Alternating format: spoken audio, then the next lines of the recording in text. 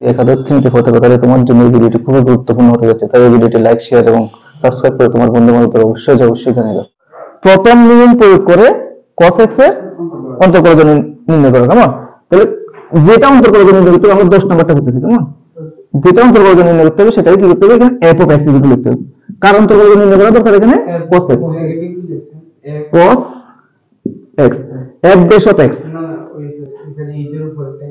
limit h tends to 0 f of x plus h minus f of x divided by h। ঠিক আছে, এটা হলো প্রথম নিয়মের সূত্রটা। তাহলে আমাদের কার অন্তর্গত নির্ণয় করতে হবে? এখানে cos x প্রথম নিয়মের সাহায্যে। কেমন? সূত্রের সাহায্যে এটা নিয়ে করতে হবে আছে প্রথম নিয়মের সাহায্যে। ঠিক আছে, তাহলে প্রথম নিয়মের সাহায্যে নির্ণয় করার জন্য আমরা প্রথমে কি দরকার? এখানে f of x দরকার। এই যে f of x হলো যেটা নির্ণয় করতে হবে এটা। কেমন? আর একটা কি দরকার? f of x plus h। তাহলে আমাদের এবার এখানে f of x plus h ও নির্ণয় করতে হবে। কেমন? তাহলে এবার এখানে লেখো f of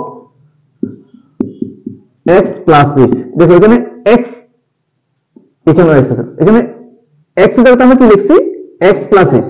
তাহলে এই x এর জায়গায় কি হবে? এখানে x plus h। হ্যাঁ, cos x plus h। কথাটা বুঝা গেছে সবাই? এখানে x ছিল, এখানে x আছে। এখানে এই যে x এর জায়গায় আমরা কি লিখছি? x plus h লিখছি না? তাহলে সেম ভাবে এখানে x এর জায়গায় কি হবে? x plus h হবে। কথাটা বুঝা গেছে? আচ্ছা, এবার আমরা সূত্রটা লিখুন। কেমন? তাহলে সূত্রটা লেখো। তাহলে লেখো সুতরাং f dash of x, আর এখানে আমরা লিখব f dash of x। f dash of x কথার অর্থ কি? মানে f of x এর অন্তর্গলজ। f of x এর কি? অন্তর্গলজ। f dash of x equal to কি আছে? Limit h tends to 0। আবার এখানে f of x plus h minus কি আছে? এখানে f of x। এটা হলো সূত্রটা লিখলাম। তাই না? এটা কি লিখছি আমরা? সূত্র। এটা কি বুঝা গেছে? এবার এখানে মানটা বসাবো আমরা। তাহলে মানটা বসাই এখানে limit h tends to 0 f of x plus h। এটার মান কত? cos x plus h। ঠিক আছে? আচ্ছা, তারপরে মাইনাস এরপরে f of x এর মান কত? cos x ডিভাইডেড বাই কত? h। এবার এখানে উপরে সূত্র লিখুন। এবার আমরা নরমাল লিমিট যেভাবে নির্ণয় করি এইভাবে আমরা লিমিটটা নির্ণয় করব। Limit h tends to 0। এবার এই সূত্রগুলো হ্যাঁ, cos a minus cos a minus cos b। এখন এগুলো আমরা এটাকে এডিট করে দেব। এটা আমরা কি লিখছি আর কি? কেমন? এটা হলো a, এটা হলো b। ঠিক আছে, তাহলে সেম সূত্রটা যদি আমরা এখানে কাজে লাগাই তাহলে কি হবে? এখানে কত লিখি?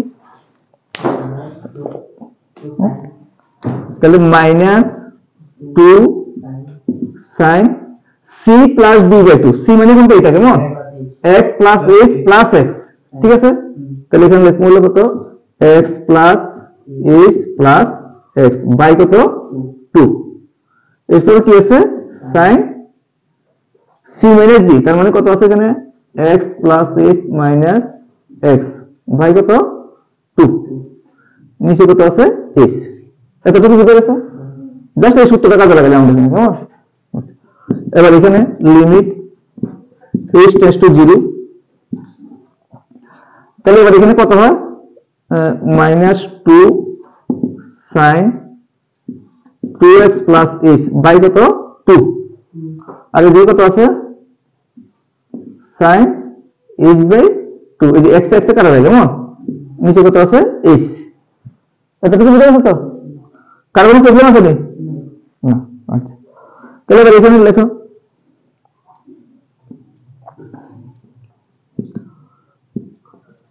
Limit h tends to 0 minus sin 2x plus h by 2 into sin h by 2 whole by h by 2।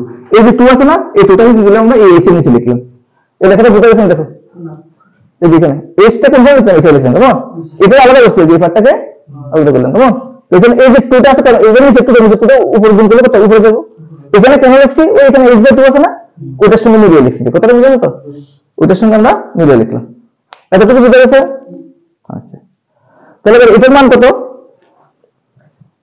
এই জায়গাটার মান কত জানা আছে নি? Limit x tends to 0 sin x by x এর মান কত থাকে? 1 তাহলে এই জায়গাটার মান কত হবে আমাদের 1 তাহলে এবার এখানে লেখো এটাকে আমরা আলাদা ভাবে লিখি limit h tends to 0 minus sin 2x plus h by 2 into limit h tends to 0 sin h by 2 divided by কত h by 2 তাহলে এবার এখানে আমরা ওই লিমিটের মানটা বসাই তাহলে কত হবে minus sin 2x plus 0 by 2 এখানে h এর মানটা বসাইছি কেমন h এর মান কত ছিল 0 না আর এটার মান কত 1 এই পুরোটার মান হলো 1 তাহলে এটা কত আসে এখানে মাইনাস sin 2x by 2 তাহলে সমান সমান কত মাইনাস sin x এটা কাটা যায় কেমন কাটা গেলে কত হয় মাইনাস sin x